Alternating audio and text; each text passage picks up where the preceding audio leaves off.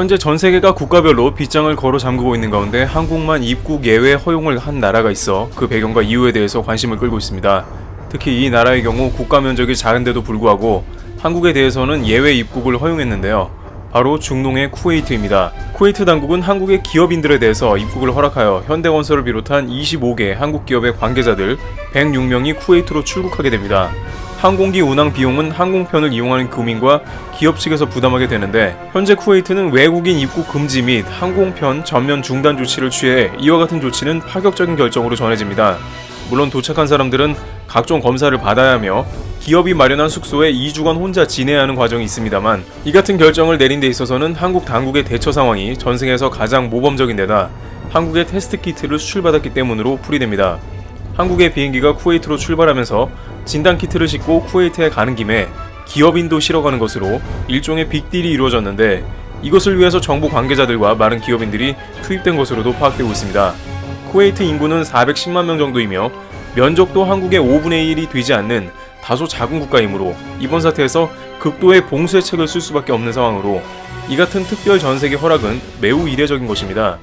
그렇지만 쿠웨이트 당국도 결정적으로 한국의 진단키트 앞에서는 어쩔 수 없었던 것으로도 파악되고 있습니다. 이웃나라 아랍에미리트 등은 한국의 키트를 도입하여 세계에서 가장 빠른 속도로 테스트를 하는 나라가 되었으며, 다른 나라들도 한국의 키트를 받기 위해서 발만 동동 구르는 상황도 연출이 되고 있기 때문입니다. 쿠웨이트 당국은 막판까지 한국을 입국시켜줄 것이냐 아니면 제외할 것이냐 크게 고민을 했다고 전해집니다. 왜냐하면 한국 말고도 미국이나 기타 수많은 쿠웨이트의 우방이 존재하므로 차별이 될 수 있기 때문입니다. 특히 미국은 오래전부터 이라크와 붙어있는 쿠웨이트를 보호해주는 국가로 미군도 주둔해 있는 곳이기도 하며 걸프만을 지켜주는 국가이기 때문에 쿠웨이트 왕실에서 적지 않은 고민을 했을 것으로 추측되는 부분입니다. 그러나 결국에는 진단키트를 실어오는 비행기에 한해서라는 전제를 달고 한국 전세기를 허락해주기에 이른 것입니다. 40만 개의 키트는 쿠웨이트의 전 인구에 가까운 테스트량을 커버할 수도 있기 때문에 포기할 수 없었던 것이죠. 이렇게 메이드 인 코리아 진단키트가 그 나라에 들어가는 프리패스가 되는 정황이 속출하고 있는 상황인데요.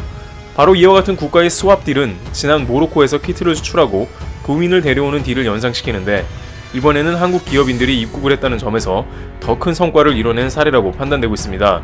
한국 당국에서도 이렇게 기업인을 쿠웨이트에 입국시키려는 이유는 쿠웨이트에서 진행되는 엄청난 프로젝트 때문입니다. 대표적으로 쿠웨이트의 알주로 LNG 터미널 건설 등 각종 기업들이 쿠웨이트에서 받은 수주들을 위해 쿠웨이트에 입국해야 했기 때문에 양국의 이해관계가 잘 맞은 것으로 파악되고 있습니다. 또한 현대건설이 쿠웨이트만 바다 위 인공섬에서 걸프만 바닷길 36.1km를 잇는 쿠웨이트 셰이크 자베르 코즈웨이 해상교량을 준공하면서 쿠웨이트의 자부심이라고 불리우는 세계 최장 교량 중 하나를 완성해준 공적도 무시할 수 없었을 것입니다. 또한 이것은 한국 정부가 지난 G20 화상회의에서도 강조한 국가 간 경제교류에 막힘이 없어야 한다는 맥락과도 일치하여 앞으로 다양한 국가에서 이와 같은 기업인들과 의료 지원이 교환되는 성과를 확대해 나갈 것으로도 관측됩니다.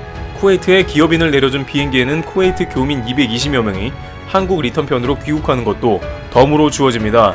이와 같이 한국의 의료기술은 전 세계의 기업인들의 교류가 끊임없이 이루어지도록 하고 있는 공을 세우고 있습니다.